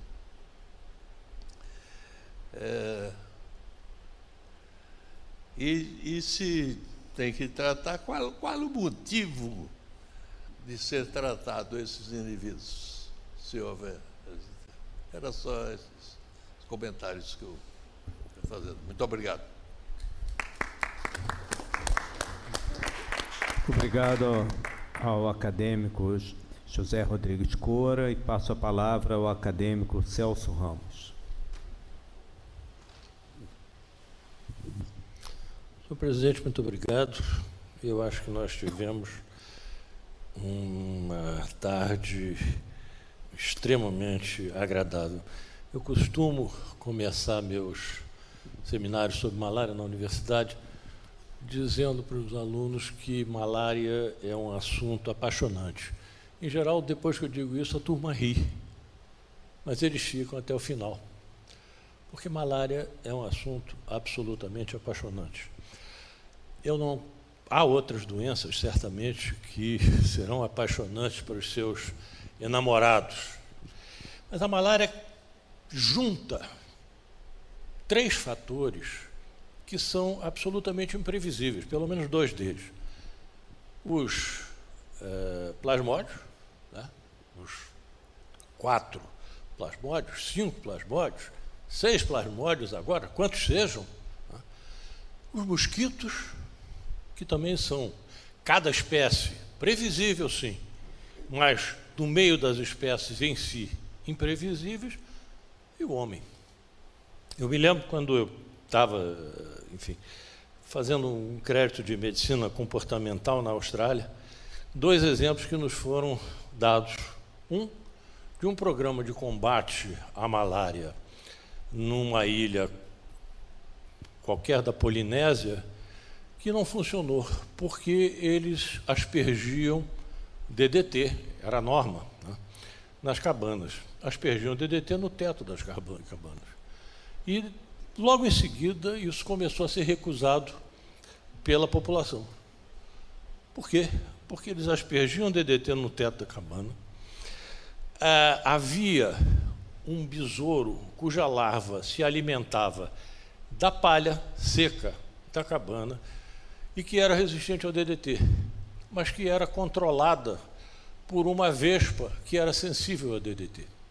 Ou seja, você jogava o DDT, você destruía a vespa e você destruía o teto das cabanas. Depois de 2 sessões de DDT, a população recusou. A outra, se eu não me engano, no Vietnã, de toda forma no sudeste da Ásia, era um local onde 2 etnias diferentes moravam no mesmo lugar, na mesma região, na mesma situação, dentro da mesma ecologia. E, no entanto, tinham endemicidades diferentes de malária. Uma tinha mais malária do que a outra. A solução para isso foi, descobriu-se o seguinte apenas: uma das etnias morava em casas que tinham uma plataforma de bambu com 1 metro de altura, 1,5 metro de altura. Isso era suficiente para definir qual delas o mosquito preferia. Então, como o mosquito picava acima de uma certa altura ou abaixo de uma certa altura, não faz diferença, a população que ficava, a etnia que ficava naquela situação, tinha mais malária do que a outra. Isso é extraordinário, a riqueza de circunstâncias que a malária coloca na frente da gente, né? O professor Cora fez uma pergunta, por que a malária está desaparecendo? Está desaparecendo? Não, desculpe, está diminuindo no Brasil. Eu tenho certeza que isso se deve, em grande parte, ao comportamento humano. As condições sociais, se quiserem, mas ao comportamento humano. A explosão da malária na década de 70 teve 2 razões principais. A construção das estradas, 3 também, se quiserem. A construção das estradas na Amazônia, os garimpos, Serra Pelada é o exemplo mais flagrante, mas não é o único, e o desenvolvimento agropecuário. Os garimpos eram importantes, e tenho certeza, estou falando na presença de autoridades da área, e eu não sou manauara nem amazônida. Os garimpos são extremamente importantes, particularmente no caso do Plasmodium falciparum, pela mobilidade dessa população, pelo técnico, pelo piloto de helicóptero que está daqui para ali e que, de repente, pega uma cepa de Plasmodium falciparum aqui e leva para um outro lugar. E, com isso, encontra uma população, já que a imunidade da malária, de novo, estou falando na frente de uma autoridade, a imunidade da malária não é uma imunidade das mais fortes, de repente, introduz algo que é capaz de produzir uma grande epidemia. A pergunta que foi feita no final pelo professor Marcos sobre a questão, a questão que ele levantou, sobre se haveria a possibilidade de uma zoonose vir a se transformar numa doença humana, essa pergunta foi curiosamente levantada num artigo. Eu estava me esforçando aqui, tentando achar o artigo, mas não consegui, a internet aqui é meio lenta, num artigo que no American Journal of Tropical Medicine, se eu não me engano, vou esquecer o autor, que perguntava exatamente isso: se as malárias de primatas eram zoonoses, antroponoses ou ambos. E esse artigo era escrito exatamente dentro da luz da erradicação da malária. Ou seja, se isso fosse verdade, se a malária fosse uma zoonose, a erradicação da malária, como prevista na época, seria impossível. Mas eu tenho um dado, eu trouxe um dado aqui, vão me permitir ler primeiro, colar de um trabalho meu já muito antigo e ler alguma coisa interessante, que é o fato, aliás, não preciso ler, que é o fato de que no Brasil, a área de distribuição de malária por Quertésia, por essas duas subespécies de anófilis, perdão, essas duas espécies de anófilis, Anopheles Quertésia cruzi e bellato, a área de distribuição de malária transmitida por essas espécies, era muito menor do que a área de distribuição dessas espécies, que eram espécies que habitualmente tinham uma densidade alta. E essa área vinha mais ou menos de Iguape, em São Paulo, até 2 municípios no norte, na costa, no norte do Rio Grande do Sul.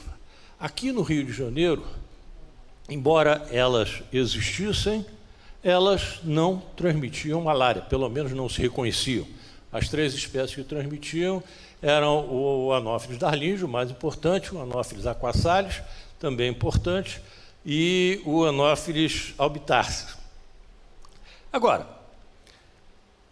certamente essa malária zoonótica, certamente essa malária entre macacos já existia. Não há por que imaginar que isso tenha ocorrido, tenha se desenvolvido depois da Revolução de 64, seja culpa dos militares. Estou sendo irônico, obviamente. No entanto, no livro muito citado e pouco lido do João de Barros Barreto, Malária, de 1940, ele cita um por um os municípios do Rio de Janeiro que tinham malária. Não cita Nova Friburgo. Portanto, não se reconhecia malária na época histórica da malária, quando se tinha muito malária, não se reconhecia malária em Nova Friburgo. Há um outro trabalho de 1900 e alguma coisa também, que lista os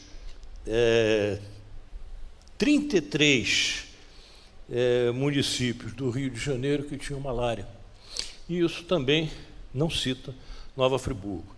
Então, na época em que não se tinha ainda controle domiciliar de anofelino, embora as quertésias sejam muito exofílicas, elas picam muito no exterior, não havia malária no Rio de Janeiro. Essa ocorrência que nós estamos tendo aqui agora, talvez se deva mais a uma, como é que eu vou dizer, vou ter que criar uma palavra, a uma invasão do homem no ambiente do macaco. Isso tenha se tornado muito mais, no ambiente silvestre, isso tenha se tornado, de alguma forma, muito mais importante do ponto de vista quantitativo do que é ou do que jamais foi. E, portanto, dessa forma, essa manifestação tenha começado a aparecer. É lógico, eu não posso afastar que casos ocorressem em Friburgo e não fossem detectados naquela época, em Friburgo, Macaé de Cima, Lumiar, onde seja, mas isso é uma possibilidade que precisa ser considerada. Desta forma, embora possa admitir também que possa levar bastante tempo para que essa transmissão venha a se fazer na espécie para a espécie humana, da espécie humana para a espécie humana, através do mosquito, nós temos que considerar que, se esse fenômeno se tornar mais frequente, as chances de se tornarem maiores, a possibilidade disso acontecer existe. Agora, o que eu não consigo ver, o que eu não consigo imaginar, é que a gente volte a ter, no Brasil como um todo, níveis de endemicidade de malária sequer remotamente parecidos com aqueles que nós tivemos no passado, com aqueles que nós tivemos até o final da década de 50, até o final da década de 60, se quiserem. Era isso, senhor presidente, que eu tinha para dizer. Muito obrigado. Passarei a palavra ao acadêmico Arno von Richthofen. Sem querer ser repetitivo aqui, eu sou um exemplo vivo de que a erradicação da malária é possível. Eu nasci em Brusque, Santa Catarina, no ano de 1949. Meu pai e minha mãe tiveram malária. Eu, quando criança, eu vivia a intensidade com que o que se chamava Departamento Nacional de Endemias Rurais agia no meu município. Eu convivi muito com meu tio Guilherme Gembala e com o padre Raulino Reitz, meu tio farmacêutico, Raulino botânico, posteriormente diretor do Jardim Botânico aqui do Rio, que foram os responsáveis também pela erradicação do mosquito no meu município.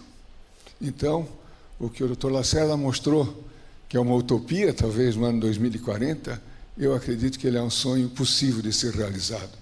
Depende realmente de empenho de todos nós. Muito obrigado.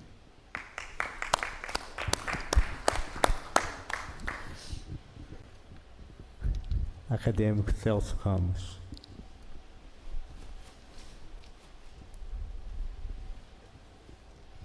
Santa Catarina era uma área de transmissão eminentemente por quertésia. E, certamente, o acadêmico Arno tem toda a razão, não existe mais malária lá. O controle da malária, a forma que foi usada de controle da malária em Santa Catarina, na época que ele se refere, era através de 3 atividades principais. Primeiro, a aspersão de um sal de cobre, o Azul de Paris, por avião na mata.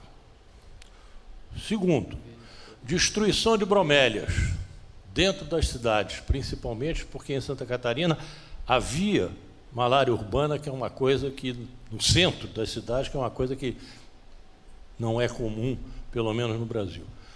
Terceiro, as cidades de Santa Catarina não tinham o tamanho que tem hoje, embora sejam, no Brasil, cidades relativamente pequenas, e fazia-se o desmatamento na periferia da cidade, pelo menos 1 quilômetro da última casa. Eu pergunto ao acadêmico Arno, respeitosamente, qual dessas 3 estratégias ele acha que seria aceitável hoje no Brasil? Não creio que tenha sido só isso. Há toda uma questão de desenvolvimento de Santa Catarina, há toda uma questão cultural, há toda uma questão de desenvolvimento econômico. Posteriormente foi usado o DDT, havia fator comportamental, porque nas lindas praias de Santa Catarina as casas ficavam fechadas e o rociamento não se conseguia fazer quando as casas não tinham ninguém para abrir as portas, mas a coisa certamente não foi tão simples. Aqui o Rio de Janeiro, sem ter as benesses de Santa Catarina, tendo outras, também conseguiu erradicar. São Paulo erradicou, erradicar com essa pequena variação. Minas Gerais fez assim, etc, etc, etc, etc.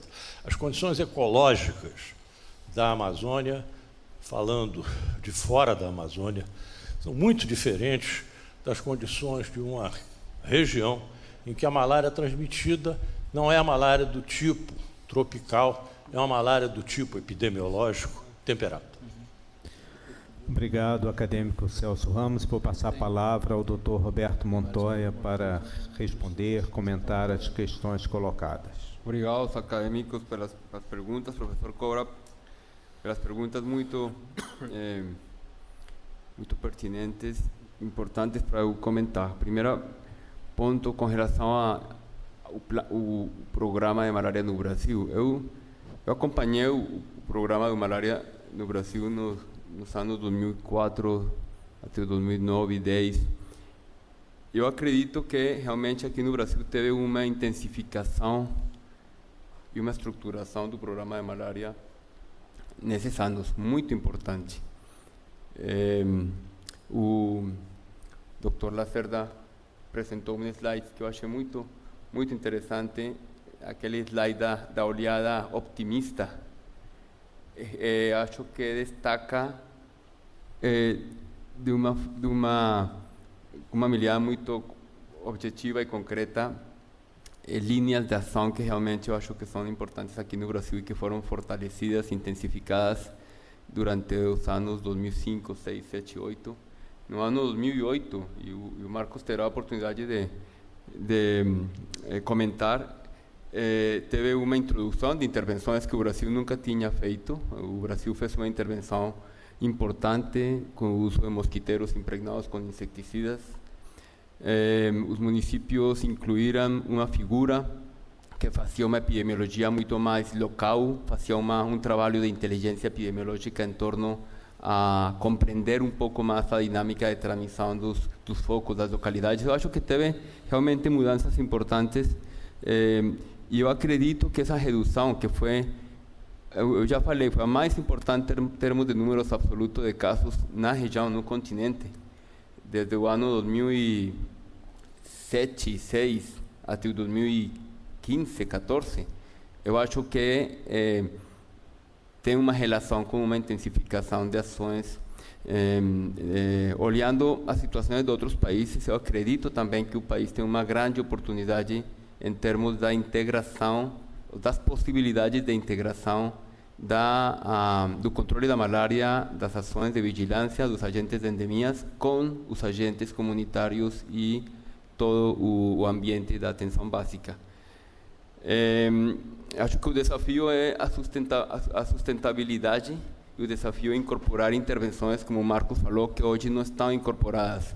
Borrifação residual não é programática, mosquiteiros impregnados, etc. A malária sintomática, sem dúvida, tem uma importância imensa. Eu acho que tem muitos inquéritos no Brasil e nas Américas que estão mostrando altíssimas prevalências de malária assintomática.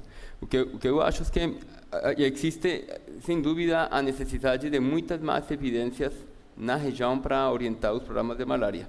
Tem muita informação, tem umas revisões importantes da literatura de pesquisas feitas aqui nas Américas. Eu acho que algumas das conclusões orientam a pensar que a malária assintomática diminui na medida que diminui a malária sintomática. Tem um trabalho muito interessante em Sri Lanka, que já eliminou a malária, e realmente eles conseguem evidenciar um pouco isso, né? A importância da malária assintomática vai diminuir na medida que diminui a malária sintomática. Isso propõe algumas coisas em termos das intervenções e da importância ainda de valorizar, na minha óptica, a malária sintomática. Tem muitas evidências também de que a malária assintomática infecta mosquitos. Tem evidências das Américas também, com mosquitos e com plasmódios das Américas. O que não está claro ainda é qual é a relevância epidemiológica dessas infecções de malária sintomática. Claro que o acadêmico, o professor, o Dr. Cláudio e o Marcos, sem dúvida, poderão complementar esse ponto aí. Mas eu acho que é um tema que ainda precisa muitas mais evidências, porque tem ferramentas que poderiam ter impacto importante, especialmente em contextos que estão reduzindo muito a malária nas Américas. E com relação aos comentários do acadêmico Celso Ramos, muito interessantes, eu acho que justamente eu tentei expor também essa situação da heterogeneidade da transmissão da malária, e é uma particularidade da transmissão da malária nas Américas. Eu me lembro, falando com algum entomologista do Brasil há uns anos, ele falava que uma coisa era o comportamento do Darlinge numa curva do rio, e outra coisa era aquele mesmo Darlinge 2 curvas depois do rio. É incrível como tem uma série de aspectos entomológicos e ainda também de comportamento que fazem com que essa heterogeneidade da malária seja muito grande. Por isso, essa ideia de que a malária tem que ser muito mais repensada e entendida localmente. Tem umas intervenções bem definidas, mas como implementar as intervenções, essa é a chave da resposta. E, finalmente, essa ideia também que o senhor falou, da receptividade, é um tema que está tendo muita vigência acadêmica atualmente, porque com países que estão chegando à eliminação, essa pergunta de como que a gente pode medir e avaliar a receptividade, e inclui questões como os mosquitos, as espécies vectoras que estão presentes nas áreas ainda receptivas podem ou não transmitir outras espécies de parasitas. É uma pergunta que, por exemplo, é muito pertinente nas Américas, porque senhores conhecem que a gente tem transmissão, a gente não teve nunca transmissão de P. falciparum cloroquino resistente em Centroamérica. E o P. falciparum é cloroquino resistente e resistente às sulfas e às 4-aminoquinoleínas há muitos anos em Sudamérica. E está toda aquela hipótese da barreira ecológica que supõe a área do Darién entre a Colômbia e Panamá. Mas aí existem as hipóteses, é que os mosquitos, as espécies vectoras em Centroamérica não conseguem transmitir realmente as espécies de parasitas de Sudamérica, e essas perguntas vão ser muito relevantes nestes países que estão começando realmente a eliminar malária na hora de se plantear as estratégias para reduzir a receptividade. Muito obrigado. Obrigado, Dr. Roberto Montoya. Passar a palavra ao Dr. Marcos Lacerda. Eu acho que eu concordo com o professor Cora.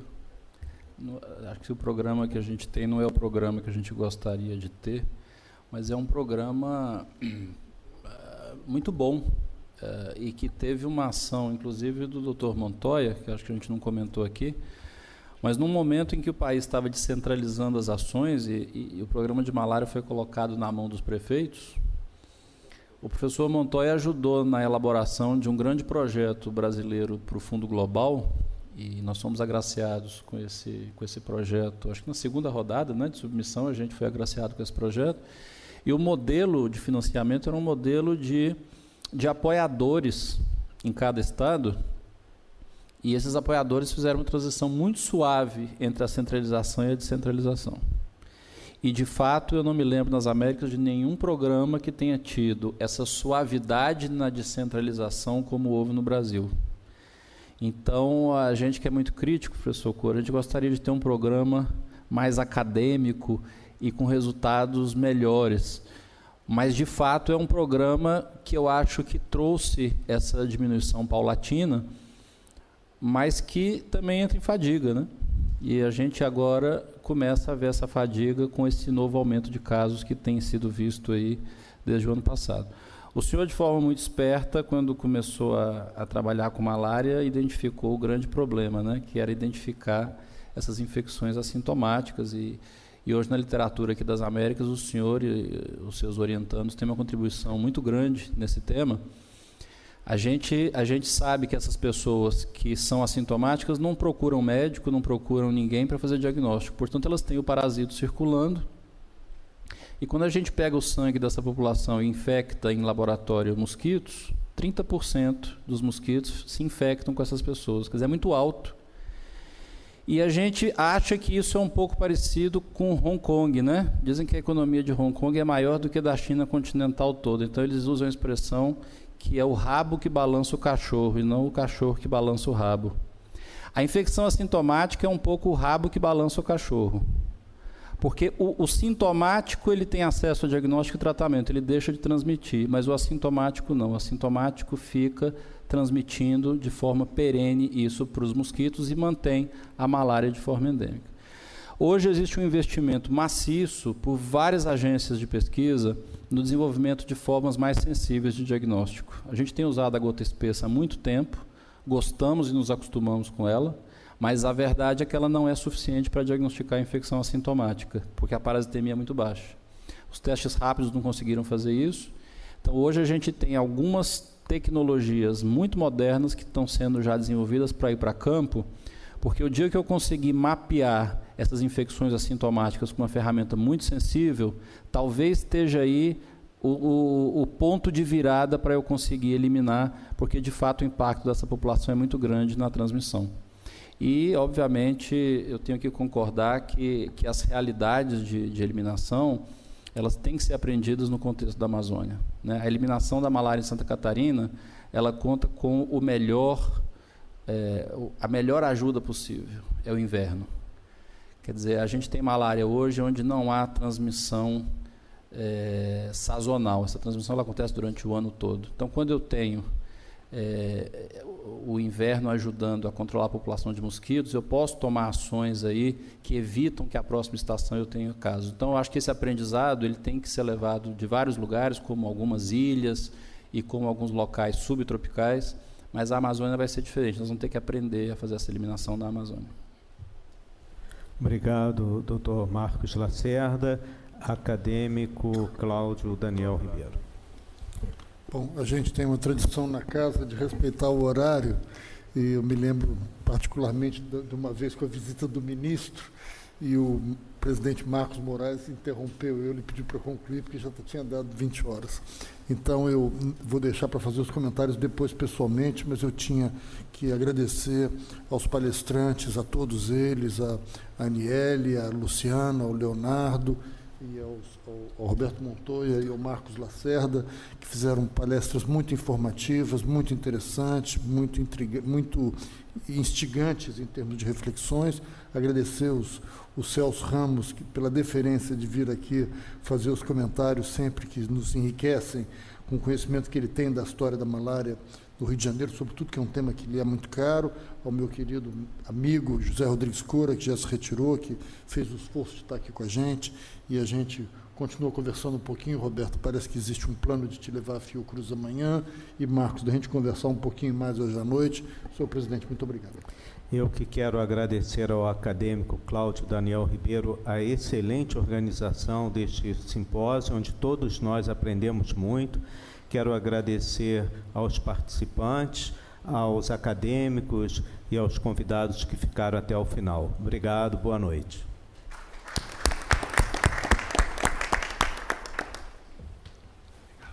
Obrigado,